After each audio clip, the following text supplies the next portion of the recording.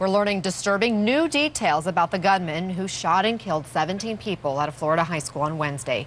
Group chats on Instagram reveal he was obsessed with violence and regularly espoused racist, homophobic, anti-Semitic tweets and views. The Instagram chat group was titled Murica, short for America, and in it the gunman wrote things like this: "I hate Jews, expletives, immigrants. Shoot them in the back of the head. I think I'm going to kill people."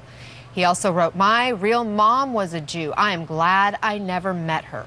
The shooter also posted pictures on Instagram, including this one, which shows him wearing a Make America Great Again hat. President Trump has not commented about the gunman's alleged support of his campaign or his white supremacist views. But would that be different if this shooter had, say, radical Islamist views, or was holding a Koran instead of wearing a Make America Great Again hat? With me to discuss, Dean Obeidallah. He's a CNN.com contributor and Daily Beast contributor and host of the Dean Obeidallah Show on SiriusXM. And also with us, CNN political commentator and conservative Ben Ferguson. So, Dean, you have said the president would react differently. Would he? Absolutely would have reacted differently, because we've seen that. He has a track record of that.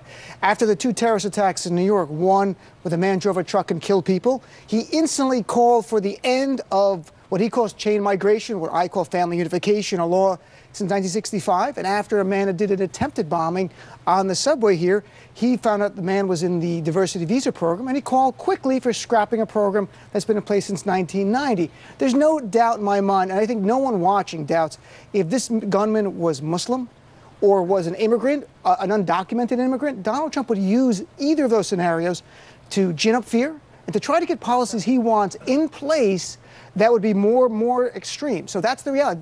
There's no one that could watch us and say that's not true. It's absolutely true. Can you say it's not true, Ben? Well, I would say you're dealing with two different scenarios here. One, if you have someone that has come into this country illegally, for the example he gave, or someone that snuck into this country that was a jihadist, that deals with a border security and a national security issue. And clearly it would be only the right thing for the president to mention that or talk about that. This is someone who lived in this country. This is an individual, and we have other issues here that we clearly have to talk about. Why is it that the FBI missed two major warnings about this individual? How is it that he was able to post online and so many people warned, including some of the school that said they knew he was going to do this? So I don't compare the two situations because they are completely hypothetical and different. But it's not hypothetical, because the president has reacted to other things without having all of the facts in front of him, just based on a person's name. If this person was Muhammad instead of Nicholas, you really think he would have held his fire? I think if someone's yelling Allah Akbar and he's a terrorist and wanting to claim he's a terrorist, it is appropriate for the president of the United States of America to respond to that terrorism that we know is clearly aimed towards free democracies around the world. It espousing white supremacist views and homophobic views and anti-Semitic views is not a threat?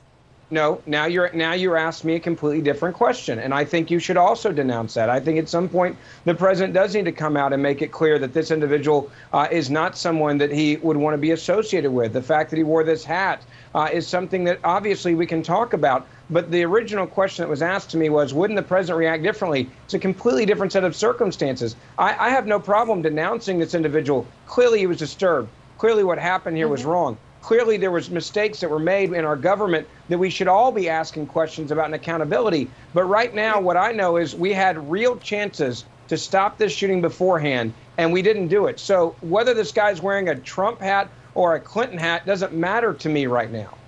Dean? What matters to me is that after the Las Vegas shooting where 59 people died, after the shooting in a Texas church where people were there to pray and they were murdered, Donald Trump had the same reaction in terms of policy. Nothing. He did nothing. I'm not going to say blood is on his hands, but I can tell you there are You just said it by saying you're not going to say it. There are mothers and fathers right now burying their children because Donald Trump did nothing, because the NRA spent $31 million to help him win. And the Republican Party has been complicit in this and on the edge of conspiratorial.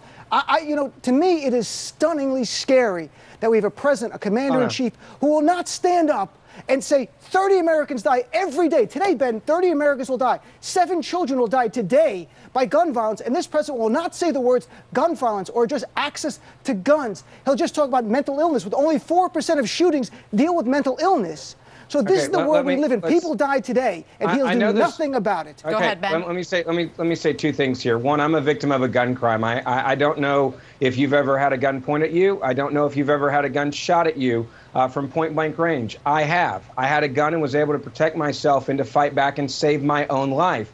I know how gun laws work. I know that those two guns that were used in the shooting against me were stolen weapons. I also know they were against the law. I also know the two people that committed the crime against me when they were caught were convicted felons. So there was multiple gun laws that were broken because they weren't allowed to have a gun anywhere in this country. You look at Chicago, for example. You have some of the strictest gun laws in all of America, and they have the highest homicide rate and illegal gun rate in that city. So to say that you're going to pass a law and that's going to fix a problem with mental health, I think is ignorant. It's pushing an agenda. Only 4% of gun shootings deal with mental illness. By the way, Chicago, by the way, Ben, can I just answer one thing? Hold on, one at a time. Dean, I'll let you respond in a minute. Finish your point, though, Ben. Hold on. Go ahead. Hold on, Dean. The bottom line is you have an individual here that clearly should have never been able to get his hands on this gun legally. You had multiple warnings, and that's what we should be focusing on here. The government has been telling us if you see something, say something. We had people from Florida all the way to Mississippi doing exactly that, going above and beyond to contact the government, and we did not do the job right to stop this individual. But Ben, you and I should be focusing on that. Ben, back to the original topic, though. When a Muslim person has carried out an attack here in the U.S., the president has immediately called for increased immigration vetting. Why isn't he calling for increased background checks for gun buyers, for example? What increased background check would you be referring to? That closing the gun show loophole. Closing the background check loophole right now. This had nothing to do with a gun show loophole, by the way. No, but 25 to 40% of guns are sold outside of federally licensed gun dealers. Ben, you know that, I know that. Statistics like Connecticut, they've closed the gun show loophole. Gun violence and murders are down about 35%. In states where they've closed the gun show loophole, it is working. Getting rid of bad apple gun dealers, having a federal gun trafficking law, which Republicans won't allow us to have, having a requirement of secure storage of a gun. There's a list of things you can do. Ben, we'll never get to zero. But let's have one less mother cry over a dead child.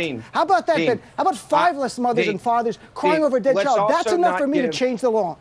Dean, let's not give false hope. What you just described with a gun show loophole, which is a political... I don't make up statistics. Let me finish. When you just give false hope that a gun show loophole would have stopped what happened in Florida when this gun was bought, not through any loophole that you're describing, you're putting a political ideology ahead of real things that could have had an impact. 5 kids will die today. 5 to 7 kids will die today by gun violence. It has nothing to do with that shooting. Closing gun loophole. How many of those dealt with a gun show loophole? By the way, Chicago, 60% of the guns involved in Chicago crimes don't come from Chicago. You have to know that by now. They come from neighboring states, including like Indiana. We all know that. It's such an old, tired talking point. There's lives we're talking about here, Ben. Lives. Look, again, I've had a gun pointed and shot at me. I care about gun law. And I know the gun laws that have an impact. We need to put people away for longer when they commit crimes with guns. We don't do that in this country. The 2 people that pointed a gun at me had gotten out early on good behavior for gun crimes. And the gun show loophole, the information that you just put out there, would have had no bearing on this shooting in Florida. On this shooting, yes, but on today, the 5 or 7 kids who will die today, yes, maybe it would save their lives.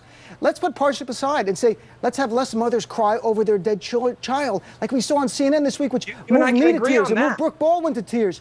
Let's have less of that. Let's save one mother from that heartbreak. How about that? Is it not worth it to pass a law to save one mother from crying over a dead child? Seriously, Ben. The GOP, stand up. Donald Trump, show some leadership. Stop being a political coward.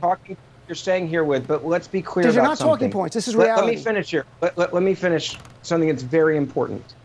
When you look at what gun laws actually have an impact, you keep going back to the same list. You want to talk about what could have had an impact in Florida and stop the shooting and the people that Brooke was talking to? Let's talk about the fact that we had see something, say something, it didn't work, and accountability there. Let's talk about the fact that clearly, and many Republicans, I am one of them, that is in favor of mental health laws, that if you've been committed against your will and a judge has declared you insane or temporarily insane, you should not be able to go out and buy a gun.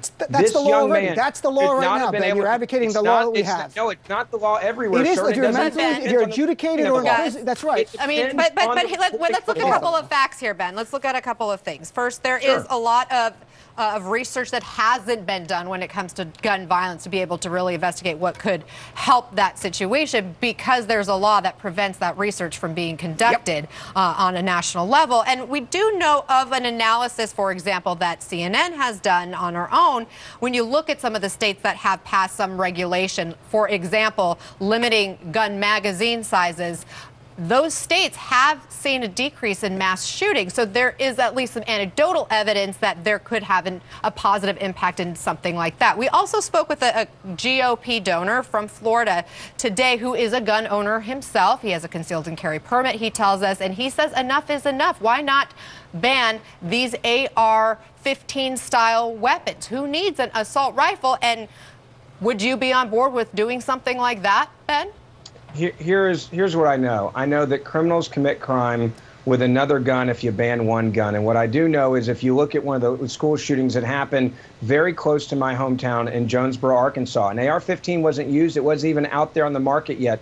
And then you had adolescent children that were able to have a massive school shooting there and kill teachers there from more than 100 yards away, shooting with a basic rifle. So if you think that every time you ban a gun, it's going to somehow make us safer, you obviously have not talked to the criminals out there who say, fine, you take that one away, I'm going to do another one. I think this young man had mental issues. We've seen that clearly. We have to deal with the mental issues here, and we have to deal with the responsibility of adults who are under their care, if they're under the age of 18, to make sure that these guns do not fall in the hands of a child that has mental issues. We're talking about serious issues here. Those are the laws that I'm focused on, because I know the criminals. They have no problem adapting and changing and moving to another gun. We've obsessed about an AR-15. Let's make it a little harder, though, Ben. We've obsessed over it. Dina got to go, and I give you the first word, so I'm going to let Ben have the last word. Guys, thank you for the passionate debate. We all want solutions here, and we appreciate the ideas. Dean Obeidallah, Ben Ferguson, thanks so much. We'll be right back.